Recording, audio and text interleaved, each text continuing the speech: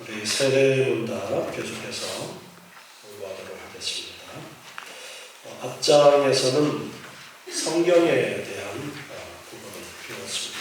하나님께서 하나님은 우리에게 보여주시는데, 하나님은 우리에게 가르쳐 주시는데, 그것을 계시라고 그렇게 말하는데, 일반 계시라는 것은 자연 만물을 통해서 하나님을 가르쳐 주시는 부분이 있고, 성경을 특별 계시라고 그렇게 구분을 하는데, 성경을 통해서 분명하게 특별히 믿음의 선배들을 통해서 성령으로 역사하셔서 성령의 감동으로 기록하도록 하셔서 우리에게 분명한 하나님에 대해서 계시해 주시는, 가르쳐 주시는 것이 성경이라는 것을 배웠습니다.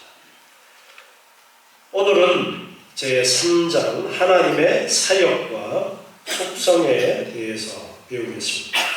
하나님이 하시는 일과 그리고 하나님의 성품에 대해서 배우겠습니다. 요한복음 17장 3절 말씀을 보면요, 요한복음 17장 3절 우리 요한복음 배우면서 배웠던 구절이죠. 영생은 곧 유일하신 참 하나님과 그의 보내신 자 예수 그리스도를 아는 것이니이다. 이렇게 가르쳐 주신 말씀이 있습니다. 하나님을 아는 것과 예수 그리스도를 아는 것이 영생이다. 안다라는 것, 하나님을 안다라는 것이 얼마나 중요한가를 우리에게 가르쳐 주시는 그러한 구절입니다.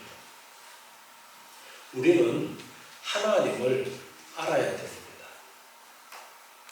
우리가 하나님을 믿습니다 라고 할 때에 하나님이 뭔지는 모르겠지만, 하나님이 어떤 존재인지는 모르겠지만 나는 하나님을 믿어. 하나님이 우리에게 원하시는 것은 그런 것이 아니에요. 내가 하나님이 누군지는 모르지만 하나님께 내가 뭔가를 할게. 하나님이 원하시는 것이 그런 것이 아니에요. 하나님은 우리가 하나님을 인격적으로 알기를 원하십니다. 그저 지식적으로 끝나는 삶이 아니라 정말 하나님에 대해서 깊이 내 삶을 통해서 체험하면서 하나님을 알아가고, 우리 자녀들이 부모를 닮아가듯이 하나님께서는 하나님을 알고 하나님을 닮아가는 그러한 하나님의 자녀가 되기를 원하십니다. 그래서 영생이 바로 하나님을 아는 것이, 예수 그리스도를 아는 것이 영생이라고 그렇게 강조하고 있습니다. 그만큼 하나님을 안다는 것은 중요한 부분이기 때문에 우리는 예배 때마다 모여서 하나님의 계시의 말씀, 하나님을 가르쳐 주신, 하나님을 보여주신 이 말씀을 부지런히 배워야 하는 것입니다. 예레미야 9장 24절에도 말씀하시는데요. 예레미야 9장 24절에서 자랑하는 자는 이것으로 자랑할지니 곧 명철하여 나를 아는 것과, 뭘 자랑하라고 말씀하시냐면 나를 아는 것을 자랑해라. 나 여호와는 인애와 공평과 정직을 땅에 행하는 자인 줄 깨닫는 것이라. 나는 이 일을 기뻐하노라. 여호와의 말이니라.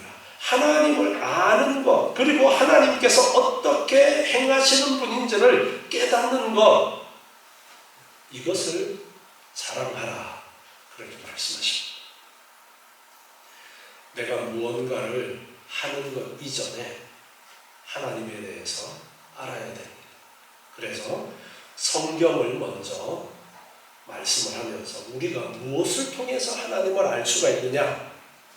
성경을 통해서 하나님을 가장 확실하게 알 수 있다는 것을 강조를 한 거예요. 다른 것을 통해서 하나님을 알려고 해서는 안 된다. 옛날에는 구약시대 때 하나님께서 꿈에도 나타나서 하나님을 보여주시기도 하시고, 직접 선지자의 입을 통해서 말씀하시기도 하시고 그렇게 하셨지만, 이제는 성경이 기록되어진 이후에는 기록된 하나님의 말씀을 통해서 우리는 하나님을 배워야 된다라는 것을 아셔야 돼요. 다른 것을 통해서 하나님을 알려고 해서는 안 되는 거예요. 왜 하나님 좀 가르쳐 주세요. 하나님 나 만나 주세요. 그런 기대를 하지 말아야 돼요. 왜? 분명하게 기록된 계시의 말씀이 있기 때문에 성경 말씀을 통해서 우리가 하나님을 알려고 해야 됩니다. 그래서 종교개혁이 일어나고 나서 성경을 강조를 하게 되었던 거예요. 종교개혁 이전에는 사람들이 성경을 잘 가질 수도 없었고 워낙에 책이라는 것이 귀했기 때문에 인쇄술이 많이 발달하지 못한 상황 가운데서 책이라는 것은 너무너무 비싼 것이었고, 그리고 설령 있다 하더라도 그것이 내 언어로 번역된 성경이 아니었어요. 대부분이 라틴어 성경이었단 말이에요. 그렇기 때문에 성경을 접할 수가 없었던 겁니다. 그래서 종교개혁이 일어나고 나서 가장 성경을 강조하면서 성경 번역을 열심히 했습니다. 그래서 자국어로 성경을 읽을 수 있도록 하는 그 일을 종교개혁자들이 열심을 냈던 것입니다. 그래서 우리는 이 성경이 얼마나 중요한 것인가를 알고 성경을 통해서 우리가 무엇을 알아야 되느냐, 바로 하나님을 알아야 된다는 것. 이것이 가장 중요한 포인트라는 것을 여러분이 놓치지 말아야 됩니다. 그래서 하나님의 사역과 속성을 3장에서 이제 가르쳐주고 있습니다. 8번 보시면요, 제가 먼저 읽겠습니다. 하나님은 누구십니까? 하나님은 영이시며 창조주와 구속주이시며 심판주이십니다. 네. 하나님은 먼저 영이시다라고 가르쳐주고 있습니다. 하나님은 영이시다. 영이라는 그 영이 무엇인가 라는 것을 정의 내리는 것은 쉬움이 어렵습니다. 그러나 하나님이 영이시다라고 말씀하신 의도를 우리가 알아야 됩니다. 하나님은 영이시기 때문에 육체를 가지고 있는 우리와는 다른 분이시다라는 것을 강조하는 거예요. 하나님이 영이시다는데 영이 도대체 뭘까? 자, 사람이 영이 있습니까? 없습니까?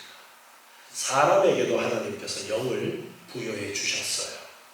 사람에게도 영혼이 있습니다. 영을 가진 존재입니다. 그런데 영이 도대체 머릿속으로 그려집니까? 머릿속으로 그려지지가 않습니다. 영이라는 것은 그런 것입니다.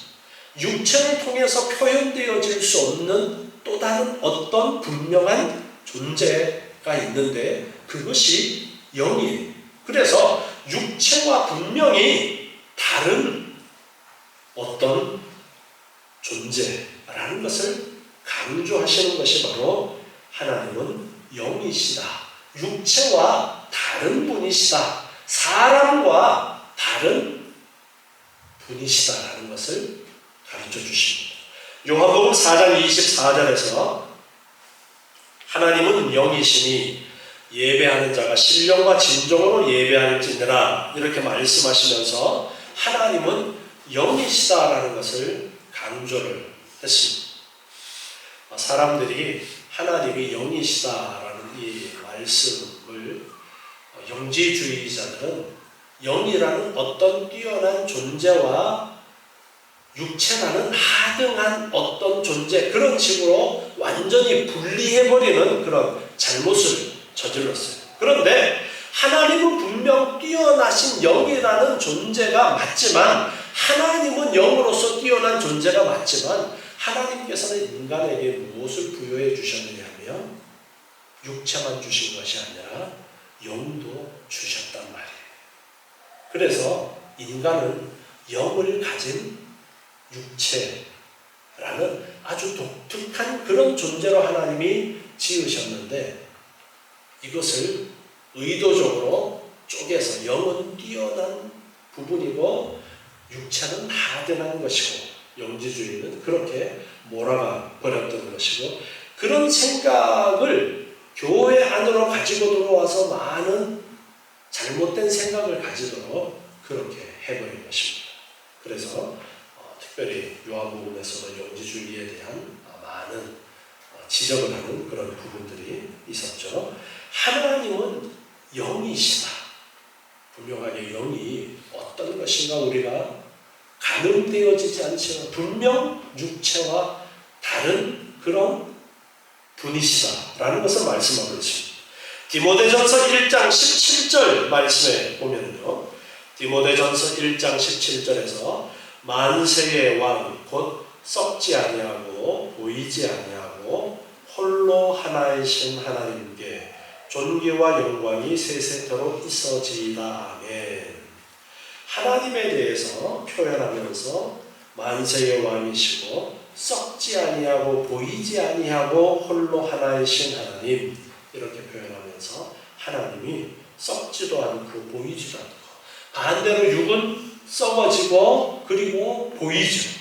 그래서 육신과는 다른 그런 분이시다. 영원히 썩지 아니하고 보이지 아니하시는 분으로서 계시다라는 것을 가르쳐주고 있습니다. 그래서 우리는 하나님을 볼 수가 없어요. 영이시기 때문에. 우리는 우리의 눈으로 자꾸만 보려고 하지만 하나님은 볼 수 없는 분이라는 겁니다. 하나님이 볼 수 없으니까 하나님이 없는 것 아닌가라고 그렇게 생각을 할 수 있습니다. 그런데 우리 눈으로 보는 것은 분명 한계가 있어요. 제가 여러 번 말씀드렸죠. 제 손에서 뭔가가 지금 나가고 있다고 그랬죠. 뭐가 나가고 있다고요? 여기서 열이 나잖아요. 열을 무슨 외선이라고 그래요? 정외선이라고 그렇게 그러죠. 가시방선의 범위를 벗어나는 것을 외선이라고 그렇게 이야기를 해요. 그래서 적외선은 빨주노초 파남보에서 빨간색보다가 파장이 낮은 것, 그래서 적외선, 적외선은 열을 내는 것이고, 자, 보라색보다가 더 파장이 짧은 것을 자외선이라고 해요. 자외선. 그것은 눈으로는 보이지 않지만 역시 자외선이 하는 가장 중요한 역할이 살균작용이 있죠. 인체에 해롭다라고 하지만 유익한 부분도 역시 함께 가지고 있는 것이 자외선이에요. 이처럼 우리 눈으로 볼 수 있는 것은 한계가 있단 말이에요. 하나님은 분명히 존재하심에도 우리의 이 육체의 신경으로는 볼 수 없다라는 것을 말씀하면서 하나님은 영적인 분이시다. 영이신 분이시다. 라는 것을 강조합니다. 다음 주로는 창조주이시다. 그렇게 말씀하십니다. 창조주이시다. 피조물이 아니라는 거예요. 피조물과는 비교할 수 없는 만드신 분이다 라는 것을 강조하는 것이 창조주라는 표현을 하나님께 하는 겁니다. 하나님은 누구시냐? 창조주이시다. 창세기 1장 1절에서 태초에 하나님이 천지를 창조하시느라 그렇게 말씀하면서 하나님께서 이 세상의 모든 것들을 만드신 분이다 라는 것을 우리에게 가르쳐 주십니다. 그래서 하나님은 창조주이시다. 창조하신 분이시다 라는 것을 우리가 먼저 믿고 인정을 해야 됩니다. 그래서 하나님은 창조주이심을 잊지 말아야 됩니다. 다음으로는 구속주이시다 그렇게 가르쳐 주십니다. 요한복음 3장 16절 말씀을 보면요, 요한복음 3장 16절에 하나님이 세상을 이처럼 사랑하사 독생자를 주셨으니 이는 저를 믿는 자마다 멸망치 않고 영생을 얻게 하려 하십니다.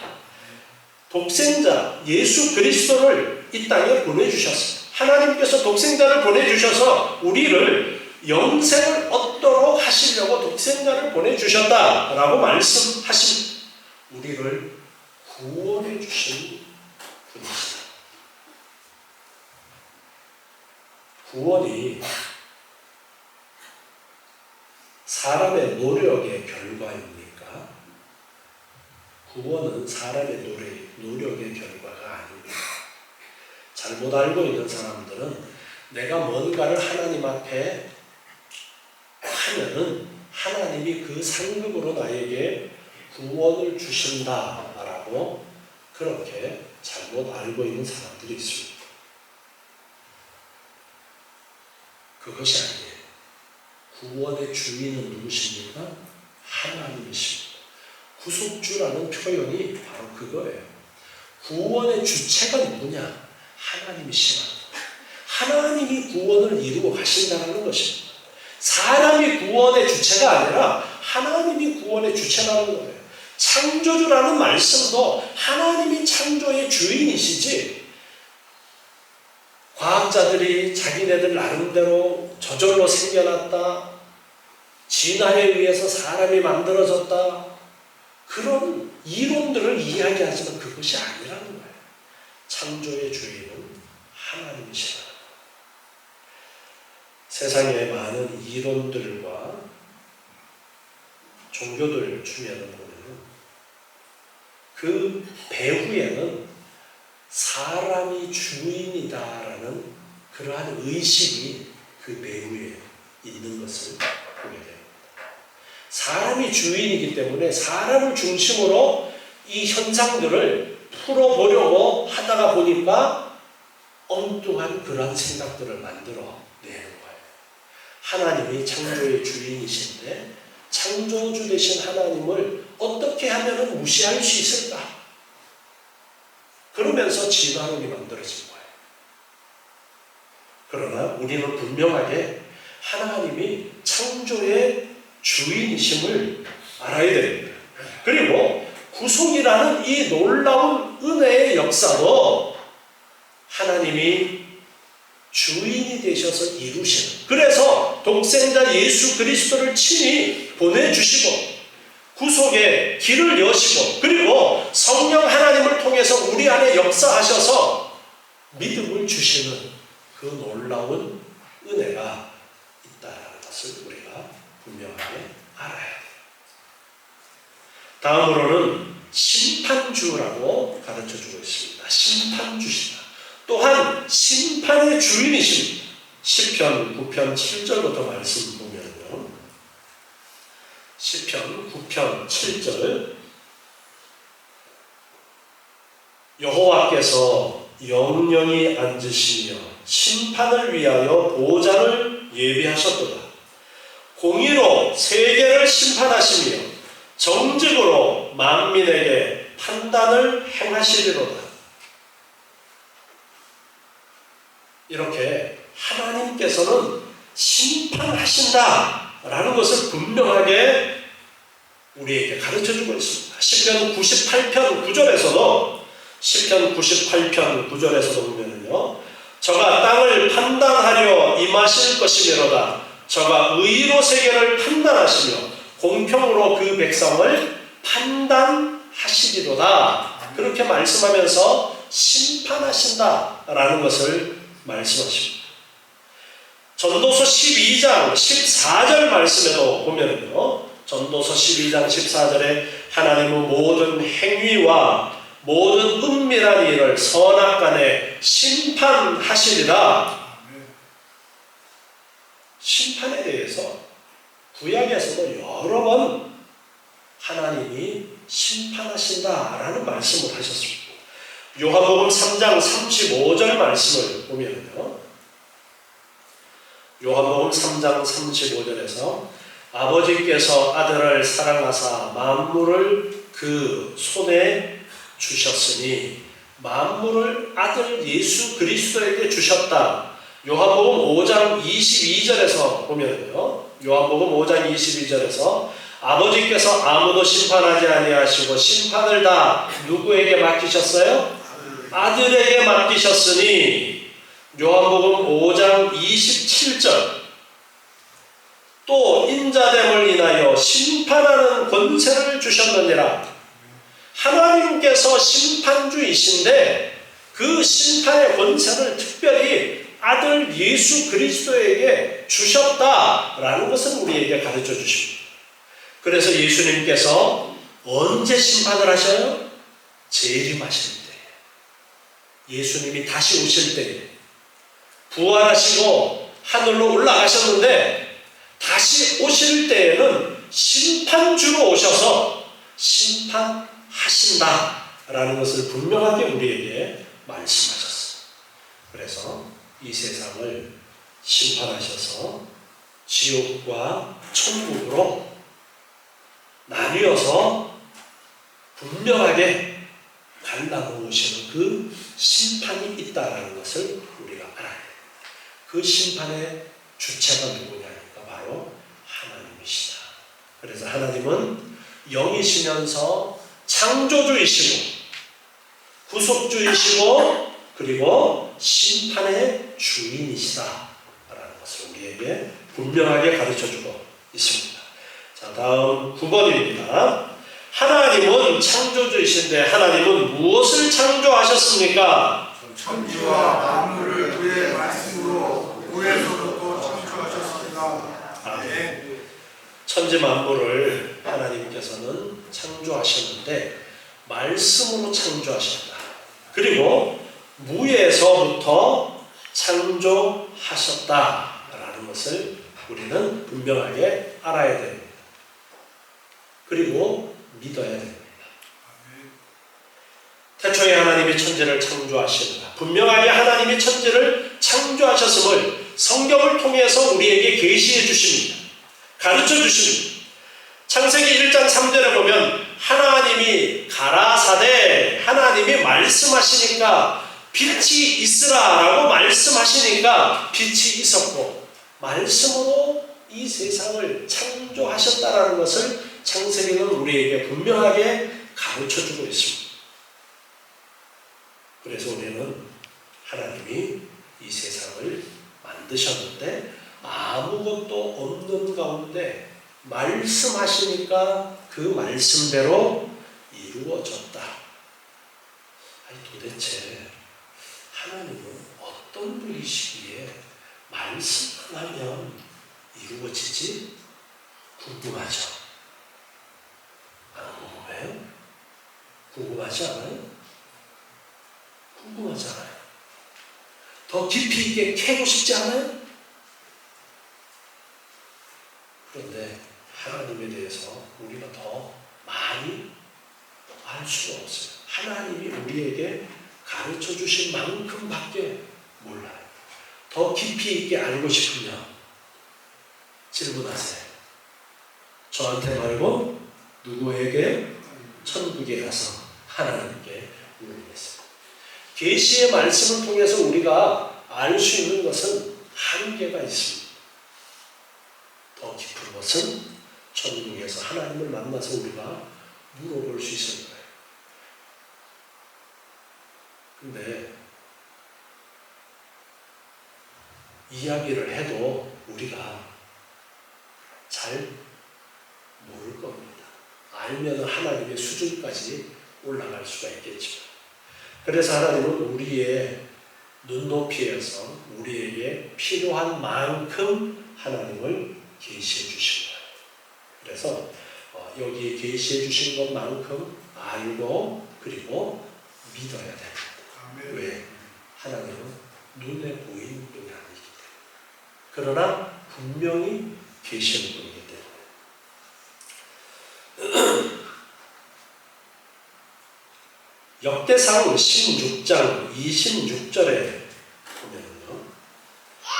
역대상 16장 26절에 보면 만방의 모든 신은 헛것이요 여호와께서는 하늘을 지으셨음이로다. 세상의 신들은 인간이 고안해낸 거예요. 인간이 만든 것이 세상의 신. 그런데 하나님은 우리가 만든 것이 아니라 하나님은 창조하신 분이십니다.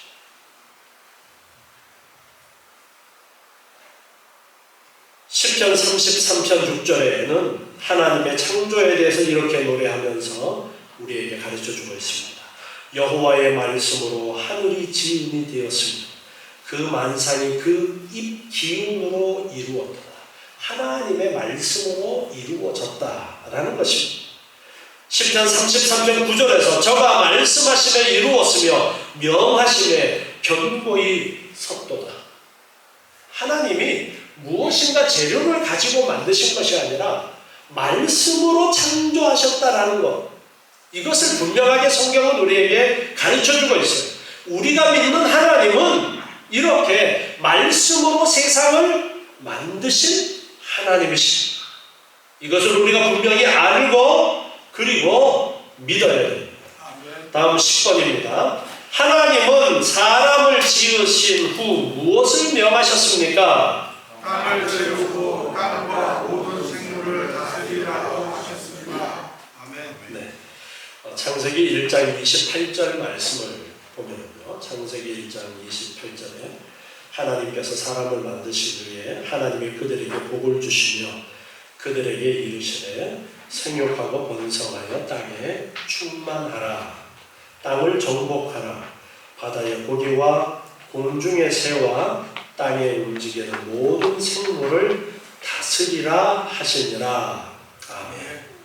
복을 주시면서 하신 말씀이 생육하고 번성하라. 땅에 충만하라. 이렇게 말씀하셨어요. 사람이 하나님의 이 명령을 따라서 이 땅에 많은 자녀를 두고 이 땅을 다스려 나아가는 것이 하나님이 인간에게 주신 지상 명령입니다. 모든 생물을 다스리라고 그렇게 하셨습니다. 하나님이 주신 이 만물을 잘 다스려서 하나님 말씀하신 그 명령을 따라 우리가 살아가는 거예요. 자연을 보존하자라는 말을 많이 합니다. 자연을 보호하자라는 말을 많이 합니다. 하나님께서 우리에게 주신 명령은 무조건 그대로 보존하거나 보호하는 것이 목적이 아니라 잘 사용하라고 우리에게 가르쳐 주십니다. 사람들이 농사를 지어요. 농사를 지으면서 화학 비료를 개발을 했어요. 화학 비료를 개발해서 써보니까 너무너무 좋은 거예요. 그래서 비료를 대량으로 만들어서 살포하다 보니까, 그런데 얼마 지나고 나서 보니까 화학 비료의 문제점들이 하나둘씩 나옵니다. 그래서 화학 비료를 쓰는 거에서 요즘은 화학 비료보다가 퇴비를 만들어서 사용하는 쪽으로 더 이제 연구를 해서 그렇게 해 나가고 있어요. 이처럼 다스려 나가는 거예요. 해보고 이거는 안 좋으니까 더 좋은 방향으로 어떻게 하면은 자연을 잘 이용해서 하나님께서 주신 그 자연을 잘 이용해 나갈까, 그렇게 하는 것이 하나님의 뜻을 따라 나아가는 거예요. 무조건 그대로 잘 보존해야 된다, 아닙니다. 잘 이용해야 되는 거예요.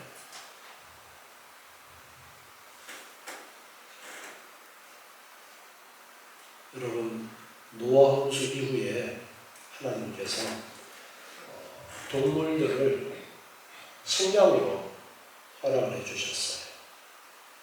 그래서 이제 그 이전에는 식물만 먹어도 충분했지만 노아 홍수 이후에 부족해서 이제 식물로 다 채워지지 못하는 부분을 육식을 할 수밖에 없게 되어지는데, 어떤 고기는 먹고 어떤 고기는 먹으면 안 되느냐, 구약에서 이제 율법으로 정해 주신 것, 굽이 갈라지고 되새김하고 이렇게 정해 주신 그러한 규칙들이 있는데, 그것은 영적인 의미를 거기에 담아서 우리에게 가르쳐 주신 것들이고, 우리나라 개고기 먹는다고 개고기 먹으면 안 된다고 그런 법도 정하고 그랬는데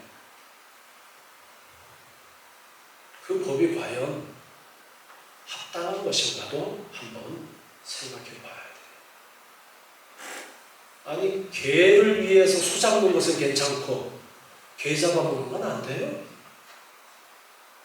개 위해서 닭 잡는 건 괜찮고 개는 가족이니까 누군가에겐 소도 가족이고요. 누군가에게는 양도 가족인데 한 번만 더 생각을 한번 해볼 필요가 있는데 하나님께서 이 창조하신 후에 자연을 잘 다스려 나가라라고 명령하신 이 명령을 우리가 실제 생활 속에서 어떻게 이해하고 적용해 나갈 것인가에 대해서 많은 고민을 해보아야 됩니다. 늘 하나님의 이 명령을 우리가 알고 어떻게 이 자연을 잘 다스려 나갈 것인가를 생각해야 됩니다. 하나님의 이 명령을 우리는 기억해야 됩니다. 11번 하나님은 만물을 어떻게 다스리십니까? 하나님의 선하신 뜻에 따라 그의 지혜와 권능으로 하십니다. 아멘. 하나님께서 창조의 주인이시고 지금도 온 우주 만물의 주인으로서 이 세상을 다스려 가시는데 사람들에게 피조물들을 잘 다스려 나가라는 그러한 명령을 주심으로써 하나님이 다스리는 것을 맡겨놓으신 부분들이 분명히 있는 겁니다. 그런데 하나님께서 자연을 다스리는 것을 보면 시편 36편 6절 말씀 보면요, 시편 36편 6절에 주의 의는 하나님의 산들과 같고 주의 판단은 큰 바다와 일반이다. 여호와의 주는 사람과 짐승을 보호하시나이다. 하나님께서 자연을 온 피조물들을 다 보호하고 계시다. 하나님의 그 테두리 안에 있다라는 것을 가르쳐 주십니다. 마태복음 10장 29절에 보면요. 마태복음 10장 29절에 보면 참새 2마리가 한 아사리온에 팔리는 것이 아니냐. 그러나 너희 아버지께서 허락지 아니하시면 그 하나라도 땅에 떨어지지 아니하리라. 이 옛날에 참새 왜 팔았겠어요? 참새 파는 이유가 뭐예요? 기르려고요? 집에 나락 축내라고요? 참새 사고 파는 이유가 뭐예요? 먹으려고요. 그런데 그것까지도 누구의 사인이 나야 된다는 거예요? 하나님의 결제 사인이 나야 가능하다는 거예요. 우리가 돼지 한 마리 잡아먹는 것도 하나님의 결제 사인이 나야 가능하다. 하나님께서 이렇게 세밀하게 지금도 온 우주 만물을 다스리고 계시다는 것을 우리에게 가르쳐주고 계십니다. 그래서 하나님이 온 우주의 창조주이시면서 지금도 다스리시는 주인이시다는 것을 우리 잊지 말아야 됩니다. 자, 12번에 하나님은 창세전에 무엇을 예정하셨습니까? 예수 그리스도 안에서 우리를 택하시고 구원하기로 하셨습니다. 아멘. 네. 창세전에 하나님이 미리 정하신 것이 있는데요. 에베소서 1장 4절부터 말씀을 보겠습니다.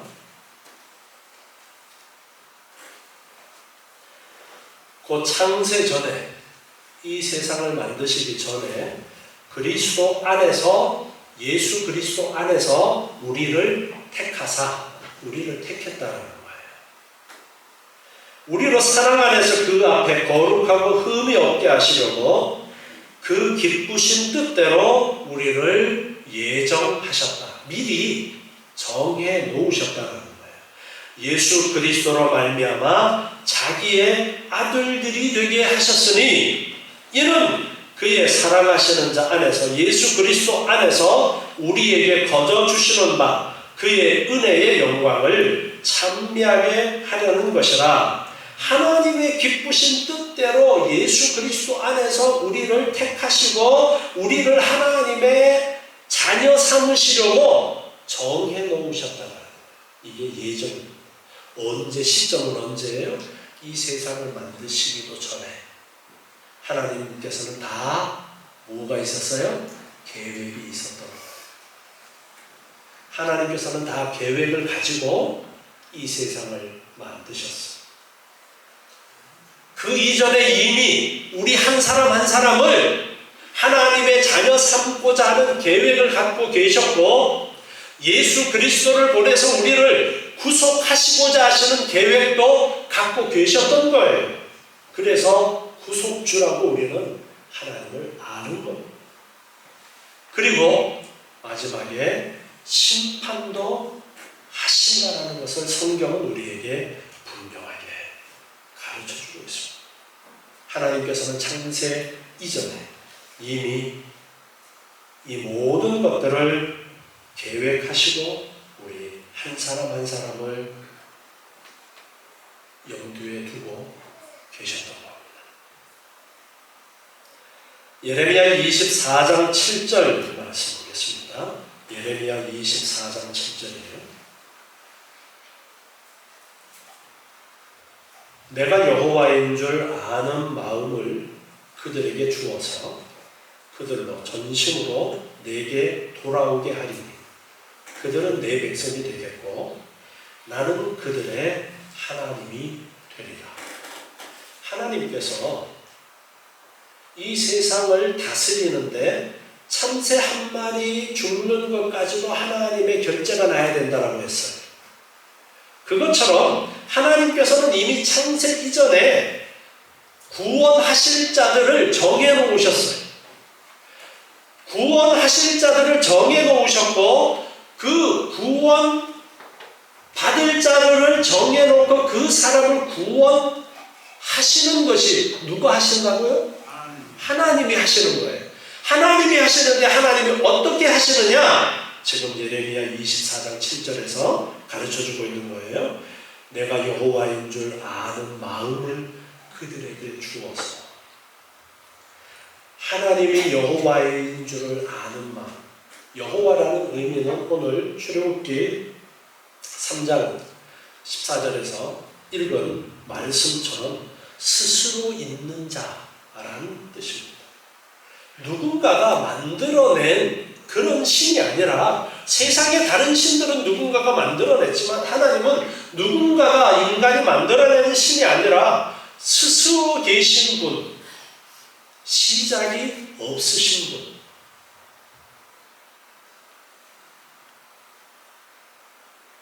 내가 여호와인 줄 아는 마음을 그들에게 주어서.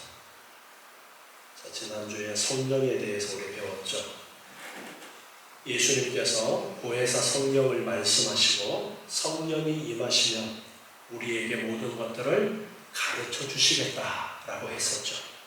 바로 성령을 주시는 것을 말씀하는 거예요. 성령을 주셔서 여호와인 줄 아는 마음을 우리에게 주셔서 우리를 구원으로 이끌어 가시는 거예요.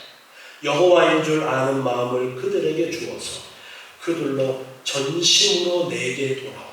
그래서 회개하고 하나님께로 돌아올 수 있도록 역사하시는 것이 하나님께서 성령을 우리 안에 주심으로써 일어나는 역사입니다. 그래서 그들은 내 백성이 되겠고 나는 그들의 하나님이 될 것이다 말씀하십니다. 우리가 이런 과정을 통해서 하나님의 자녀가 되었어. 성령의 인도하심을 따라 하나님을 알게 되었고 그리고 하나님을 믿게 되었고 하나님의 자녀가 되었습니다. 아직 이 자리에 계시지만 온전히 구속의 은혜 가운데 있지 못한 사람들도 있을지 모르겠습니다. 하나님을 온전히 믿지 못하고 아직도 의심하는 사람들이 있다면 기도하세요. 하나님, 내 믿음 없음을 도와주십시오. 우리가 믿지 않는 가족들을 위해서 주변에 사랑하는 사람들을 위해서 끊임없이 기도해야 되는 것도 내가 아무리 그를 설득하려고 노력해도 그것으로 설득이 되어지는 것이 아니라 하나님께서 그 안에 성령으로 역사하셔야 설득이 되어지기 때문에, 그럼에도 불구하고 하나님께서는 우리에게 복음을 전하라는 명령을 주셨어요. 그렇기 때문에 우리는 내가 할 수 없다는 것을 알면서도 순종하는 마음으로 끊임없이 그를 설득하기 위해서 예수 그리스도의 복음을 전하고 하나님이 어떤 분이신지를 이야기를 하는 겁니다. 그러면 내가 전한 그 복음이 성령 하나님께서 역사가 일어나서 놀라운 구속의 은혜가 이루어지는 거예요. 하나님이 세상을 무엇으로 만드셨어요? 말씀으로. 그래서 사람을 변화시키는 것도 뭐예요? 말씀을 변화시키는 거예요. 하나님의 말씀은 능력이 있는 거예요. 능력이 있는데 그 능력이 누구에게 일어나느냐? 택함을 받은 자에게 그 말씀의 능력이 일어납니다. 아무한테나 일어나도록 하나님이 그렇게 역사하시지 않습니다. 택함 받은 자에게는 반드시 때가 되어지면 뿌려진 말씀이 역사해서 그의 마음을 움직이고 회개하고 돌아오도록 하시는 하나님의 역사가 있음을 확신하십시오. 아멘. 창조주 하나님께서 구속의 주인이시고 또한 심판의 주인이시라는 것을 우리 늘 잊지 말고 마지막 심판대 앞에 섰을 때에 그래 반갑다 내가 너를 알아 어서 와 나와 함께 천국의 기쁨을 누리자 이런 말을 들을 수 있는 저와 여러분 되시기 바랍니다. 기도하겠습니다. 하나님 감사합니다. 오늘 주시는 귀한 말씀을 저희들 올바로 알고 하나님에 대해서 바로 아는 저희들 되게 도와주시옵소서. 하나님을 바로 아는 믿음을 가지게 도와주시옵소서. 아버지 하나님 영생의 귀한 은혜가 있게 하여 주시옵소서. 저희들 부족하고 연약하여서 아버지 하나님을 의심할 때도 많습니다. 주님 저희의 연약함을 도와주시옵고 하나님을 올바로 알아서 우리의 믿음이 흔들리지 않도록 도와주시옵고 또한 이 복음을 많은 사람들에게 증거할 수 있는 저희들에게 도와주시옵소서. 땅끝까지 복음을 증거하라 명령하신 명령 따라 복음을 증거하는 저희들이 되게 하여 주시옵소서. 아버지 하나님 날마다 삶 속에 이 세상 만물의 주님 되신 하나님께서 나와 함께 하심을 알고 감사와 기쁨의 삶이 되도록 주님 복 내려 주시옵소서. 예수님의 이름으로 기도드리옵나이다. 아멘.